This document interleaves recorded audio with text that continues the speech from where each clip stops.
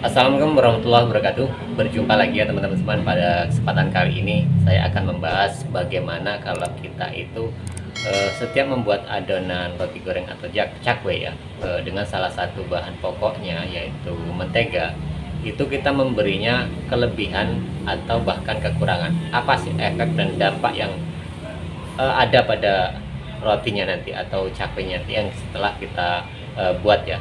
Nah, teman-teman ketahui sendiri ya bahwa mentega itu adalah salah satu komponen penting ya dalam membuat eh, roti goreng ataupun cakwe, bahkan seperti donat dan roti-roti lain, karena itu bahan yang paling pokok di dalam resep pembuatan kue tersebut ya. Nah, tentunya eh, ada beberapa unsur ya teman-teman yang ada di kandungan mentega ini, sehingga mentega ini mempengaruhi adonan yang kita buat. Yang pertama adalah mentega ini kan biasanya untuk melembutkan dari segi teksturnya ya bro. Nah, ini yang diperoleh dari mentega ini. Kemudian yang kedua, mempunyai aroma ya teman. Jadi mempunyai aroma pada roti yang kita buat. Kemudian begitu juga dengan rasa ya. Nah, rasa juga akan sangat mempengaruhi. Nah, kemudian ada tambahan lagi ya teman, bahwa mentega ini juga secara tidak langsung ya, ini akan mempengaruhi, membantu mengembangkan kue ataupun roti goreng dan cakwe yang kita buat.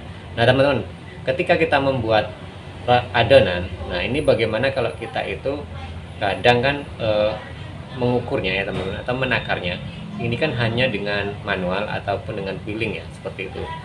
Tapi kalau teman-teman biasa dengan timbangan itu lebih baik. Nah, berapa sih standarnya ya teman, kalau pemberiannya pada adonan yang kita buat? Nah, saya sendiri kadang itu membuatnya memang tidak melihat ya berapa banyak yang kita buat. Kalau kita banyak membuat, pokoknya nih kalau kita membuat sekitar 5 kilo ke atas umpamanya seperti itu. Nah, itu kita bisa mengurangi karena itu tidak terlalu kelihatan. Tapi kalau kita membuat sedikit, itu akan sangat ketara ya teman-teman. Nah, bagaimana ketika kita memberinya terlalu sedikit pada adonan kita. Umpamanya nih, takaran yang seharusnya kita buat ini dari bandingnya ya, banding dari 1 kilo tepung terigu, kita memberinya hanya di bawah sekitar 50 gram ya, seperti itu. Pokoknya ini 1 kilo. Yang standarnya itu sebenarnya antara 100 gram ya, 100 gram. Kemudian kalau kecil-kecilnya 50 gram. Apa yang terjadi? Nah, roti ataupun adonan yang kita buat ini itu ada plus minusnya teman-teman. Minusnya itu adalah ketika kekurangan dari mentega ini sendiri, dia itu nantinya akan bersifat agak alat ya, seperti itu, jadi agak sedikit keras. Nah, tapi dari segi plusnya, dia itu akan cepat mengangkat adonan yang kita buat sendiri. Nah, kemudian kalau bagaimana kalau mentega ini kelebihan ya teman, sebenarnya tidak masalah ya teman, kekurangan atau kelebihan, yang penting jangan sampai ini tidak diberikan seperti itu. Jadi mentega jangan sampai tidak diberikan pada adonan yang kita buat. Nah, kalau kelebihan dari mentega ini sendiri, sebenarnya kalau secara tekstur itu akan sangat bagus ya teman, karena nantinya roti ataupun cakwe yang kita buat itu akan lebih menjadi empuk. Cuma kalau kebanyakan juga dia itu akan susah naik ya teman-teman.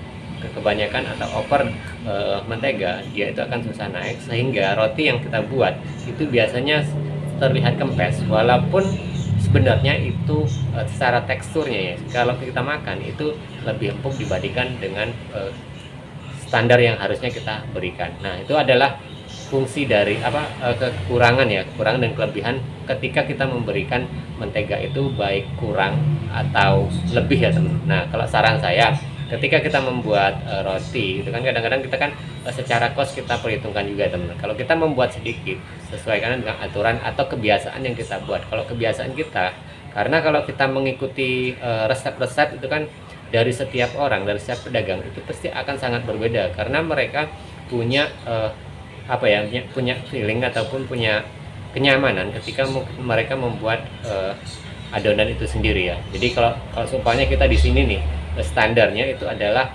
dari 100 gram mentega itu untuk membuat sekitar 1 kilo, berarti kan 1:1 seperti itu. Jadi tapi bukan 1 kilo banding 1 kilo, artinya 1 kilo tepung terigu bandingnya adalah 100 gram ataupun 1 on ya mentega itu sendiri. Nah itu udah sangat standar. Tapi kalau ingin kurang, kadang saya juga membuatnya kalau sedikit karena daripada tidak ngangkat ya teman-teman. Kalau membuat sedikit itu saya memberinya hanya 50 gram dibanding kalau membuat 1 kilo tepung terigu ya, seperti itu, supaya ini lebih cepat kan, seperti itu. Nah itu kalau untuk latihan. Nah kemudian kalau saya kan di sini sering membuatnya itu kan dalam jumlah yang lebih banyak ya teman-teman. Umpamanya minimal nih 5 kilo, tapi kebiasaannya satu bak gitu, satu baskom ya teman, itu adalah 10 kilo. Nah itu kira-kira saya juga memberinya tidak sampai 1 kilo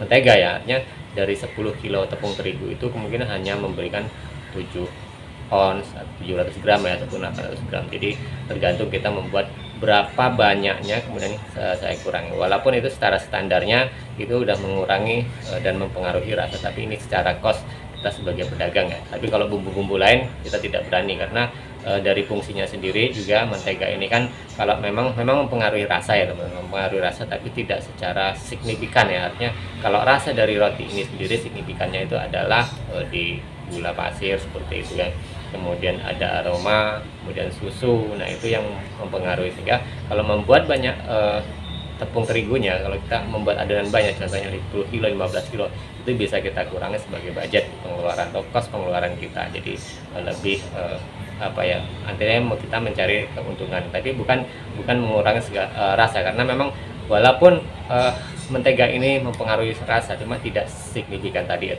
sehingga kita masih bisa mengatur. Tapi kalau bumbu-bumbu yang lain itu jangan sampai kita mengurangi. Itu salah satu pedagang ya teman, cara pedagang. Apalagi dengan sekarang ya teman, harga bahan pokok seperti mentega sendiri, saya belanja kemarin itu sudah mencapai 300 ribuan ya, dari per dus itu yang berisi 15 kilo.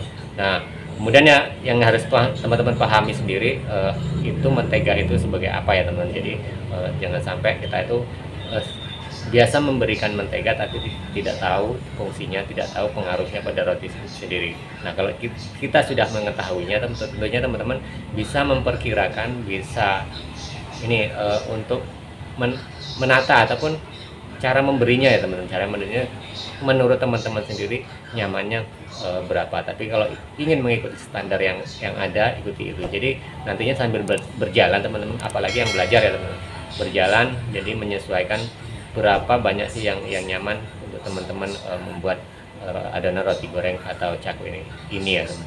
Oke, itu saja teman-teman sedikit sharing kita tentang pemberian mentega.